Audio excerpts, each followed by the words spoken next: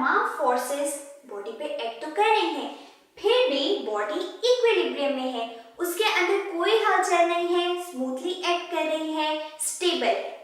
अब ऐसा कैसे हुआ?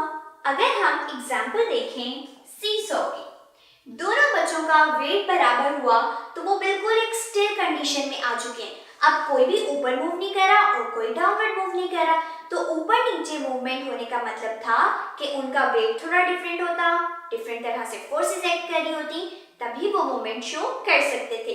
लेकिन अगर ऐसा नहीं हो रहा तो बॉडी स्टेबल हो रही है। इस तरह से वो रेस्ट में भी आ सकती है, या उसके पास सेकंड ऑप्शन है, अगर वो मूव कर रही है तो वो यूनिफॉर्म वेलोसिटी के साथ मूव करना शुरू कर देगी। तो अगर यहाँ पे अभी हम सिर्फ सीसॉ में देख रहे हैं, बच्चे रेस्ट में आ चुके हैं। अगर ये रेस्ट में आ चुके हैं, इट मींस इक्विलिब्रियम क्रिएट हो गया है। हम ये बात कर रहे हैं कि फोर्सेस भी इस तरह से एक्ट कर सकती हैं एक ही बॉडी पे कि वो स्टेबल रहे, वो रेस्ट में आ जाए। तो ये सिचुएशन कब बनेगी?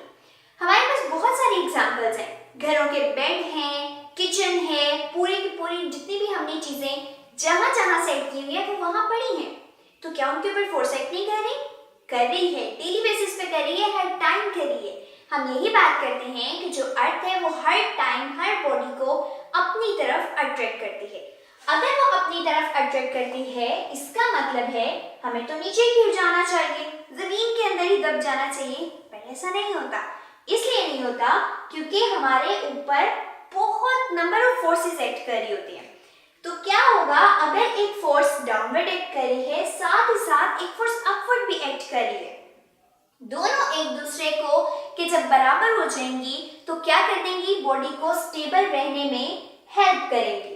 अदरवाइज अगर ऐसे कंडीशन ना हो, कोई एक ही फोर्स मौजूद हो, तो क्या होगा, या तो हम ऊपर उठना शुरू हो जाएंगे, और अगर डाउनवर्ड होती तो हम नीचे जमीन के अंदर ही धंसना शुरू हो जाते। तो हमारे पास हमारे हवा के अंदर से ही मौजूद फोर्सेस एक्ट करती हैं, ड्रैग फोर्स वगैरह, और जब ये दोनों एक दूसरे के इक्वल हो जाती हैं तब बॉडी स्टेबल हो जाती है। तो ये है हमारा इक्विलिब्रियम। और उस कंडीशन में जब फोर्सेस एक दूसरे के बराबर आ रही हैं। अब अगर ऊपर हमारे ऊपर 15 न्यूटन की फोर्स लग रही है तो डाउनवर्ड भी 15 न्यूटन की ही लगनी चाहिए, ताकि ऑपोजिट डायरेक्शन की वजह से 15 माइनस 15 जीरो हो जाए और हम स्टेबल ही रहें। तो magnitude same with opposite direction हमारे पास हमेशा इक्विलिब्रियम की कंडीशन देगा। अब इस इक्विलिब्रियम ऑफ फोर्सेस को हम कहते हैं फर्स्ट कंडीशन ऑफ इक्विलिब्रियम। इसका मतलब है कि अगर बॉडी को स्टेबल रहना है या यूनिफॉर्म वेलोसिटी के साथ मूव करना है तो कंडीशन है, और पहली कंडीशन ही ये है कि जितनी भी फोर्सेस उस पे एक्ट कर रही हैं उनका सम जीरो होना चाहिए। तो ये हमारे पास स्टेटमेंट बनती है कि वो बॉडी हमेशा इक्विलिब्रियम में कहलाती है अगर जो फोर्सेस का वेक्टर सम है। वेक्टर सम क्यों कह रहे हैं? क्योंकि फोर्स एक वेक्टर क्वांटिटी है। तो अगर फोर्सेस जो तमाम उसके ऊपर एक्ट कर रही हैं उनको हम ऐड करें और उनका जो सम है वो जीरो के इक्वल आ जाए, तब हम कहेंगे कि यहाँ पे first condition of equilibrium satisfy हो चुकी है। अगर इसको मैथमेटिकली देखें, इसका मतलब है कि हमने सम ले लिया। सम के लिए ये समेशन का वर्ड यूज होता है। ये सिंबल है समेशन का, जिसका मतलब है आपने तमाम क्वांटिटीज को सम कर दिया है, ऐड कर दिया है।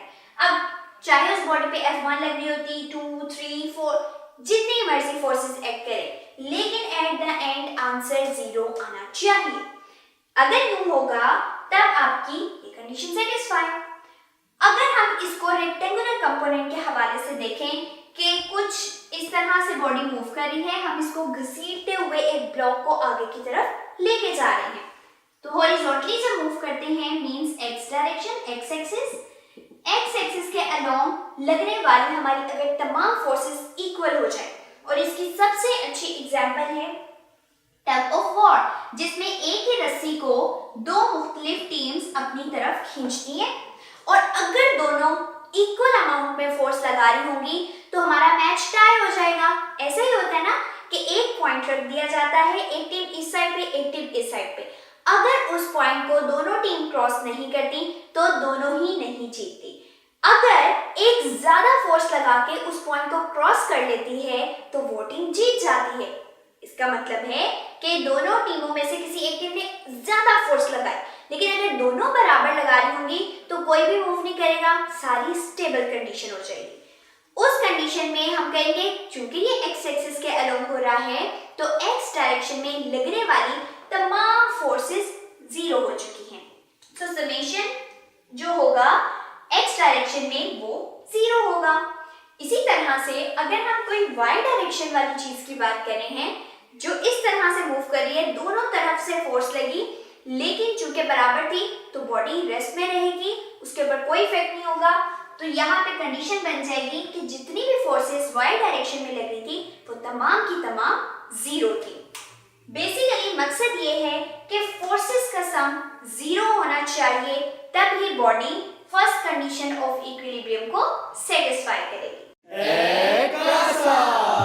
ये वीडियो अच्छी लगी तो लाइक करें और सब्सक्राइब करना मत भूलिए ताकि लेटेस्ट अपडेट्स आपको मिलती रहे। हमारी नेक्स्ट वीडियो देखने के लिए टॉप राइट कॉर्नर पे क्लिक करें। सॉल्व क्वेश्चन देखने के लिए बॉटम राइट कॉर्नर पे क्लिक करें। हमारी लाइव क्लासेस ज्वाइन करने के लिए नीचे दिए गए लिंक को जरूर क्लिक करें। लाइव क्लासेस में हम इन टॉपिक्स को मजीद डिटेल में डिस्कस करेंगे और बराह रास्त आपके सवालों के जवाब देंगे।